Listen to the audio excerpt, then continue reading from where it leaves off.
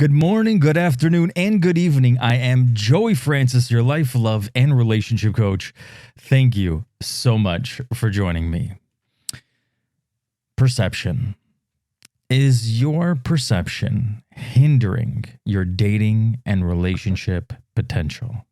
Are the things that you think about and believe stopping you or leading you down the wrong path?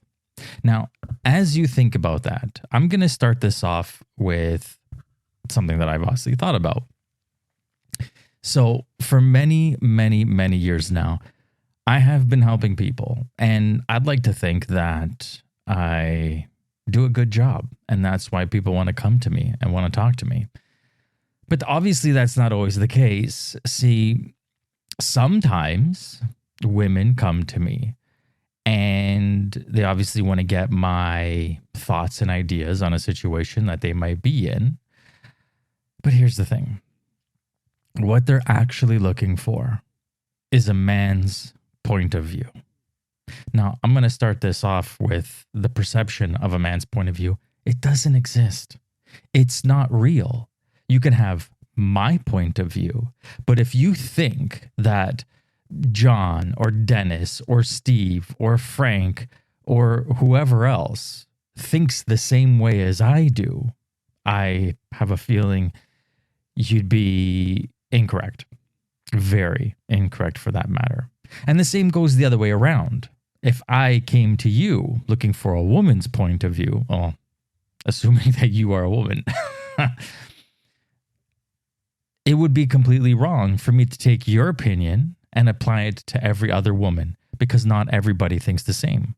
We are all individuals, and how we perceive something is personal to us, right? It's also based on how we grew up, our childhood, our families, our parents, where we went to school, did we go to school, who our friends were, and all these other things in life that essentially shape us to become who we are. Again, as an individual. So going to someone for a point of view for a whole sex is completely crazy when you really think about it. But yet, because of our perceptions, we all do it. Well, not all of us, obviously. I mean, I did it in the past too. Who am I kidding? Women will go to men thinking like, oh, okay, let's get a man's point of view on this and see what he thinks. Now, you might take that point of view and use it to form an opinion of whatever situation you're in. It could be completely wrong.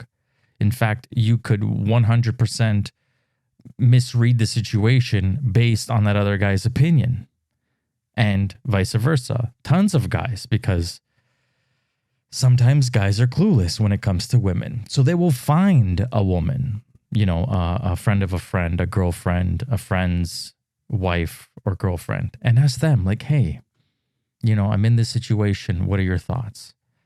And that woman will say her thoughts. And then they will take that and run with it when it could be completely the wrong idea and the wrong thing.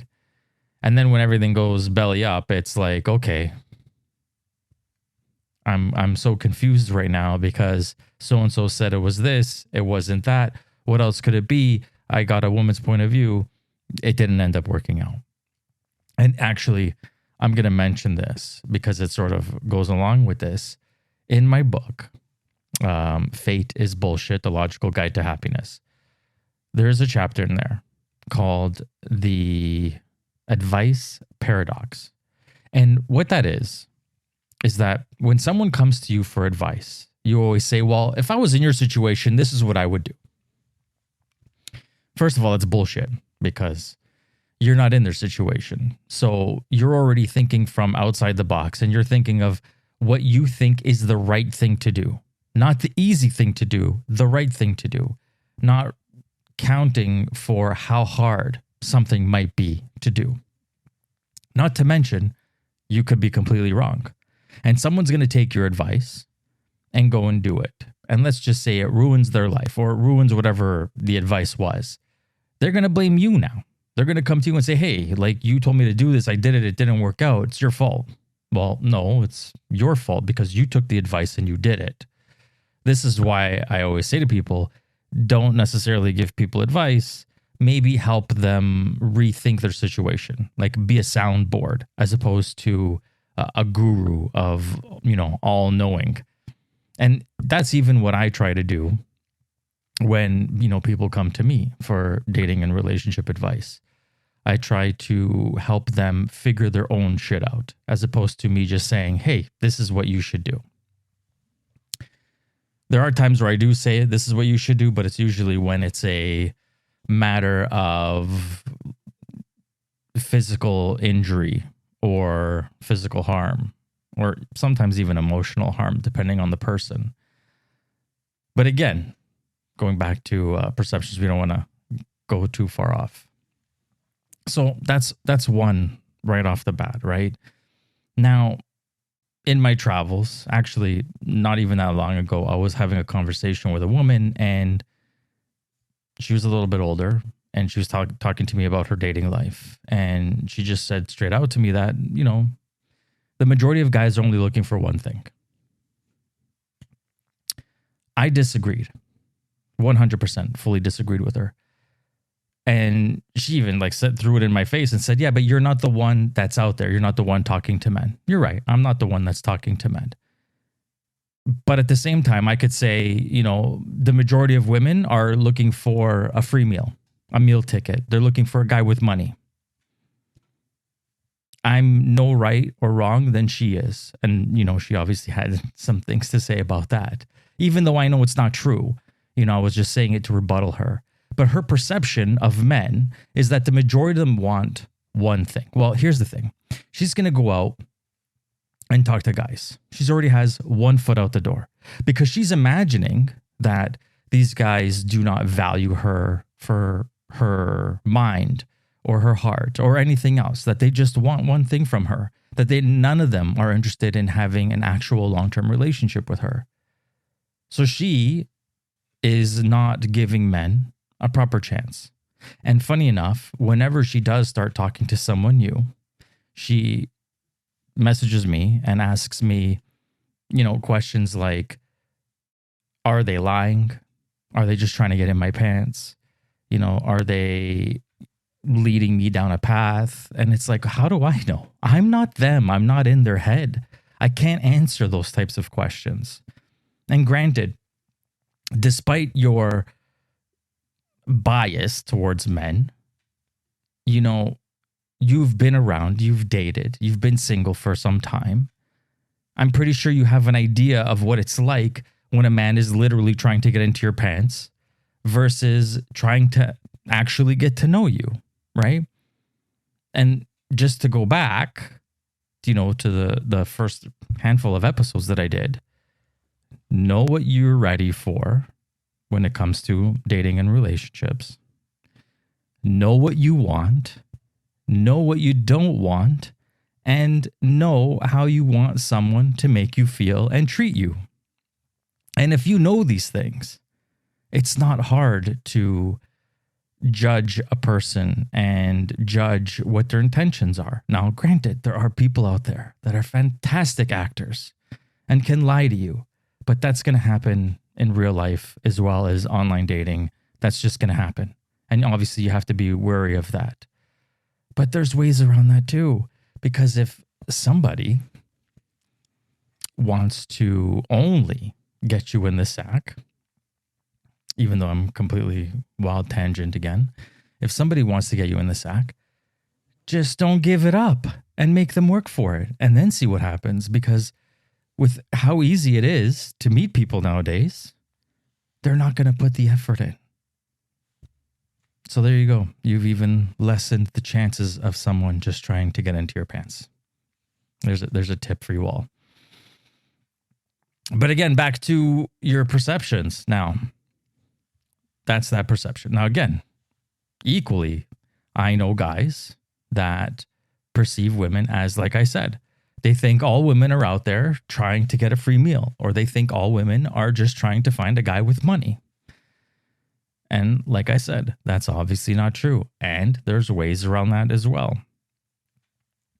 But having these perceptions is already starting you off on the back foot. It's like back in the day, prior to online dating even existing, how many people, especially us older folks, let's say, I don't know, 30, 35 plus, right? How many of us have said to our friends at one point or another, oh, don't ever pick up a guy or a girl at a nightclub. They only want one thing. I'm sure we've all heard that or even said it for that matter. And granted, if you look around your friend group, there's probably somebody there who met their husband or wife at a nightclub and they're perfectly happy and have a wonderful family and living life and, doing the thing. But again, our perception was not to do that, yet they did it and everything was fine because that's not the right perception to have. We're applying a stereotype to a large group of people that don't necessarily deserve such a thing. And because of it, we might be losing out on opportunities with great people. But we're stopping ourselves from doing it because of that. Now, there's another type of perception. It's how we perceive ourselves. And I've mentioned this in past episodes again. When we think that we are too tall, too short, too skinny, too fat, etc., etc., etc., we are limiting ourselves to whom we think we deserve to talk to.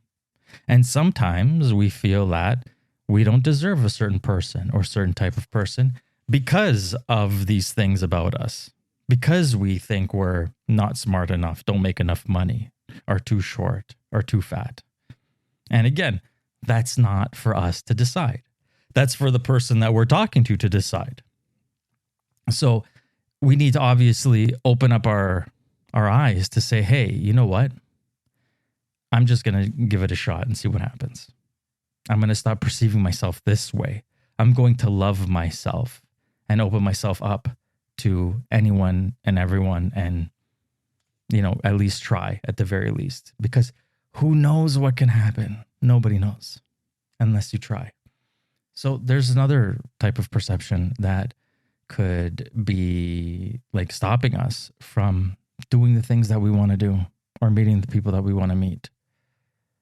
And again, this continues on. Online dating is another one, huge one. How many people out there absolutely detest online dating? You can go and search and see, more specifically with women than men, but they'll be like, oh, this is my 5th time doing this. I hope it's my last. Why is it your 5th time?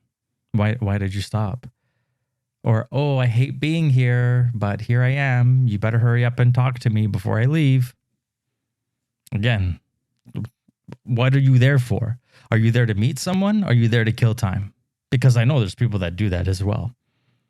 And then that whole idea that meeting people online, again, they only want one thing. The guys only want sex. The girls only want money.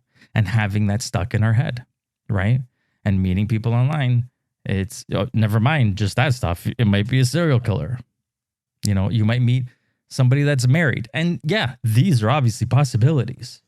But you have to be smart about it, But thinking that the majority of people are doing that, well, I'm going to disagree. I'm going to say it's like the minority. There's a saying, the squeaky wheel gets the grease, right? So the loudest people is where our attention's going to go.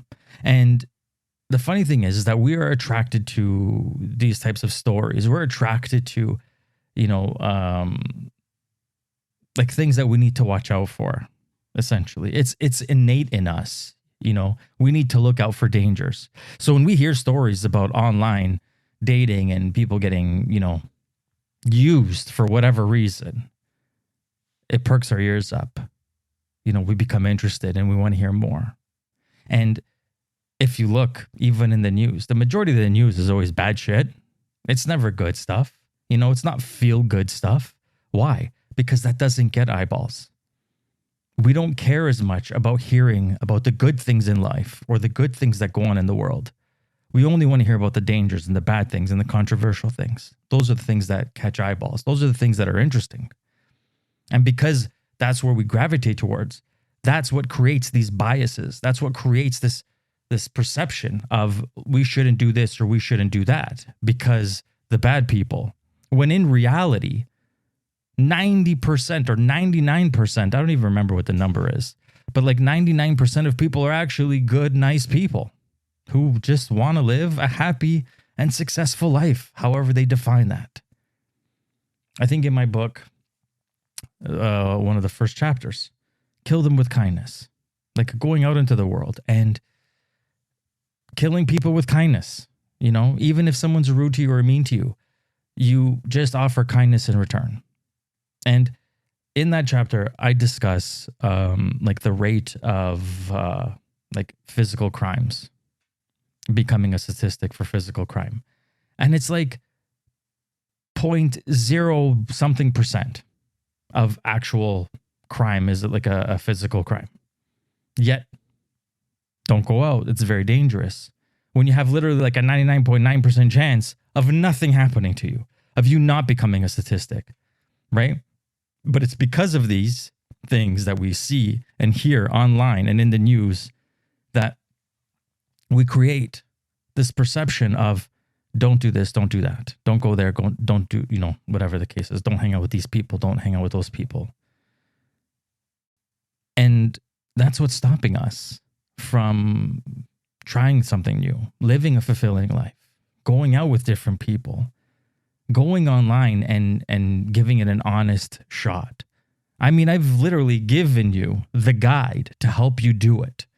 You know, you just have to do it with an open mind. That's the key. So our perception tends to hold us back in so many different ways. How are we supposed to drop this? Well, I don't really know. I'd say you have to start looking at your life and becoming more self-aware, seeing the things that you're doing. I said it, I think, in another episode about,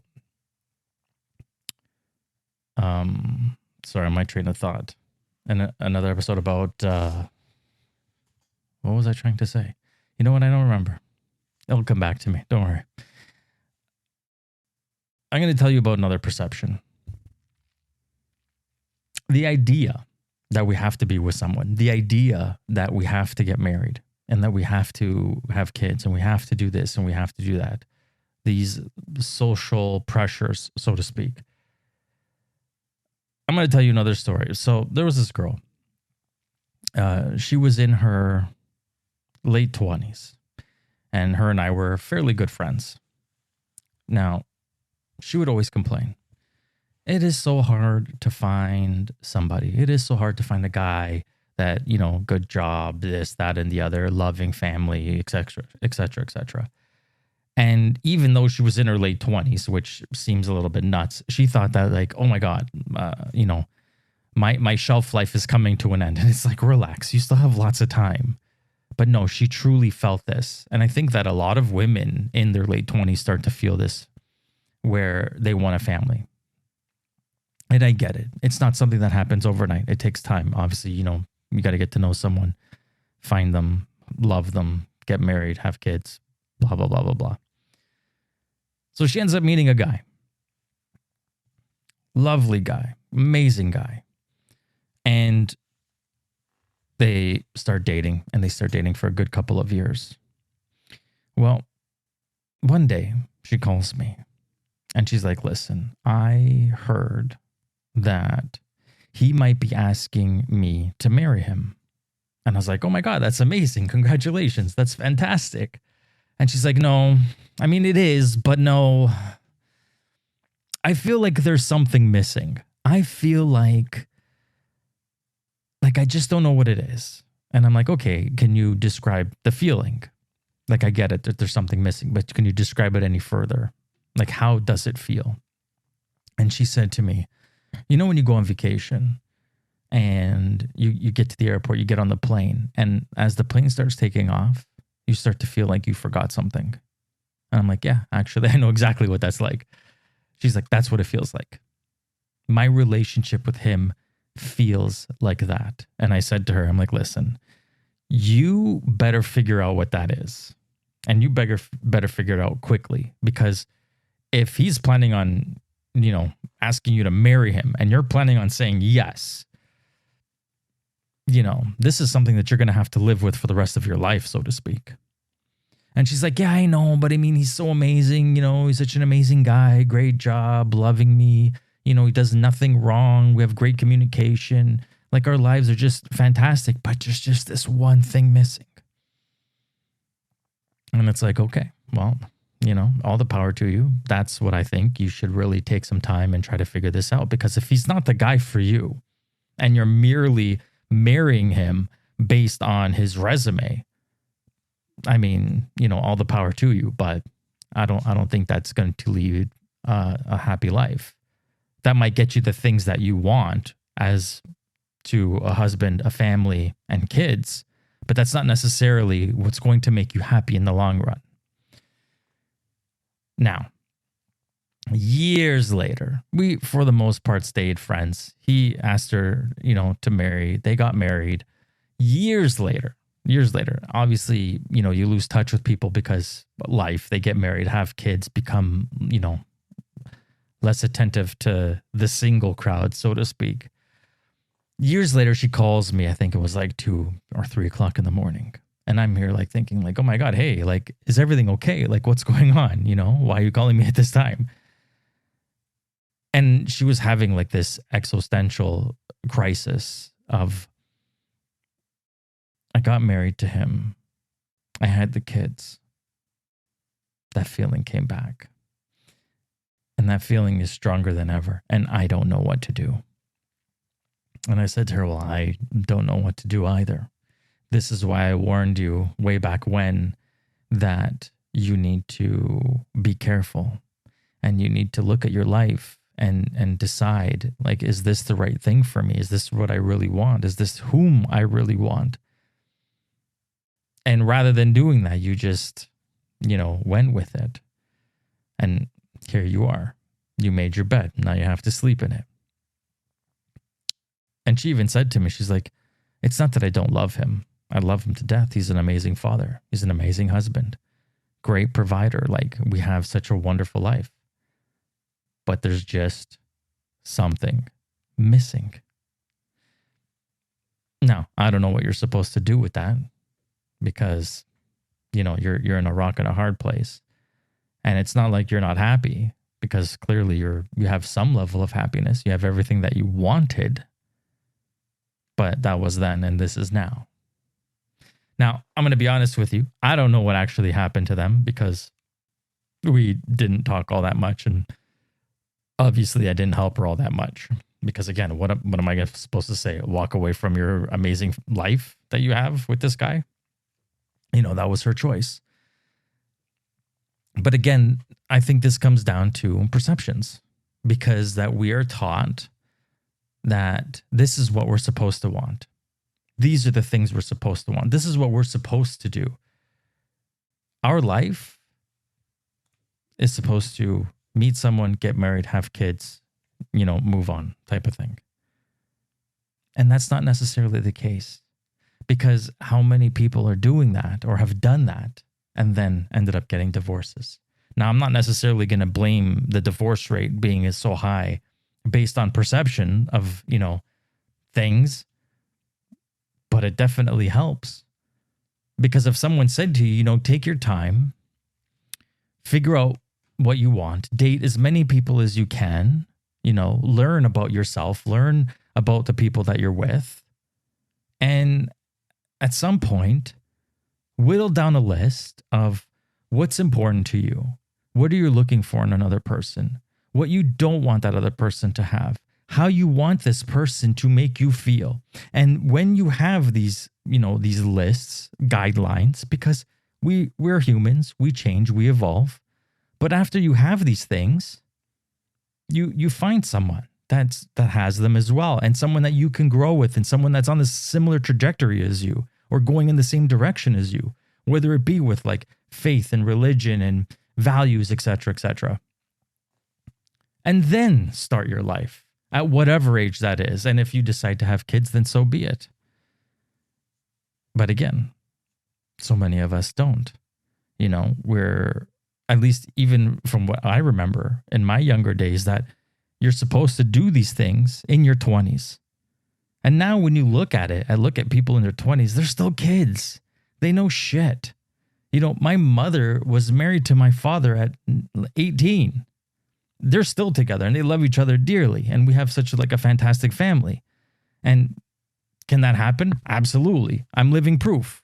But nowadays, an 18-year-old kid getting married, you'd think that this kid's crazy. What about university? What about, what are you going to do for the rest of your life? Et cetera, right? So much of that is based on perception. See now, and I actually had this conversation with my parents the other day. 100 years ago, the life expectancy was between 40 and 60 years old. 100 years ago. And now it's essentially doubled-ish, kind of, because the life expectancy is around 80. And you have to understand, too, that that's the average. So that's including people that die younger for, cancer and other diseases. So in reality, if you make it to an older age, chances are you're living way past 80. And yet we're supposed to know what we want, know what we're doing, find someone, get married, have kids, and do this all by our 20s. So for the next 60 years, it's this, I have to live with the decisions of my child self made, essentially. Does that make sense? No, but again, it's based on perception. It's based on the way we see the world. It's based on the way we see life. So maybe it's time for us to stop stereotyping things and stereotyping people. Maybe it's time that we start opening up our minds and saying, hey, you know what? I never thought I would try this before. Let me try this now. And if it's something that you're interested in doing, you don't even need to take massive steps. Take small steps. Think about something that you've never tried before and you would never try. You've perceived it as something that you would not be interested in, something that you're not in, wouldn't want to do, and go try it. Whether it be food, type of cuisine from a type of country, a country, or an activity, something that you thought that you would never like, so you didn't do. Maybe it's fun. Maybe you'll enjoy it. And work your way up.